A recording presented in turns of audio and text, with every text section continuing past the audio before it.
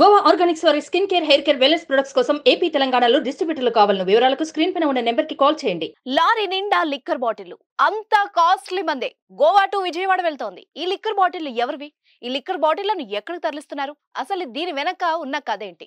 ఎరువుల మాటను అక్రమంగా ఈ లిక్కర్ను తరలించడం ప్రస్తుతం తెలంగాణలో తీవ్ర కలకలం సృష్టిస్తోంది.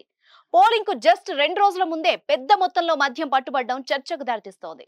ఈ మద్యాన్ని ఎవరి కోసం రవాణా చేస్తున్నారనే ప్రస్తుతం ఉత్కంఠ నెలకొంది.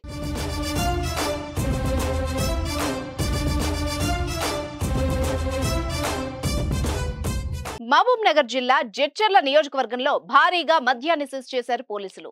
గోవా రాష్ట్రం నుంచి ఏపీ వెళ్తున్న ఓ లారీలో అక్రమంగా తరలిస్తున్న మద్యాన్ని పోలీసులు బాలానగర్ చౌరస్తాలో తనిఖీల్లో భాగంగా పట్టుకున్నారు.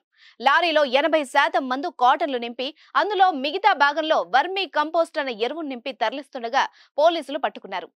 మార్కెట్లో దీని విలువ అక్షరాల 2 కోట్ల రూపాయల విలువ ఉంటుందని పోలీసులు చెప్తున్నారు.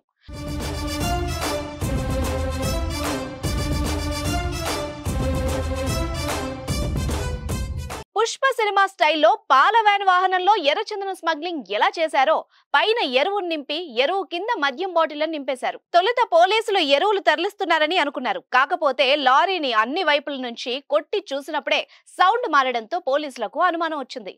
వెంటనే లారీలో సరుకును కూడా చెక్ చేయడంతో మద్యం వ్యవహారం వెలుగు చూసింది. పట్టుకున్న మందు రాయల్ క్వీన్ 1200 కాటన్లు, రాయల్ బ్లూ 800 కాటన్స్ ఉన్నాయని పోలీసులు తెలిపారు.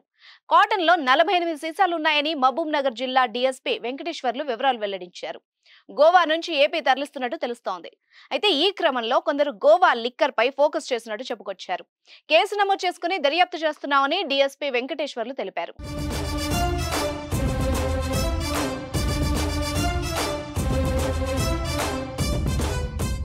సుమన్ టీవీలో మీ పర్సనల్ అండ్ బిజినెస్ ప్రమోషన్స్ కోసం కింది నెంబర్కి కాంటాక్ట్ చేయండి.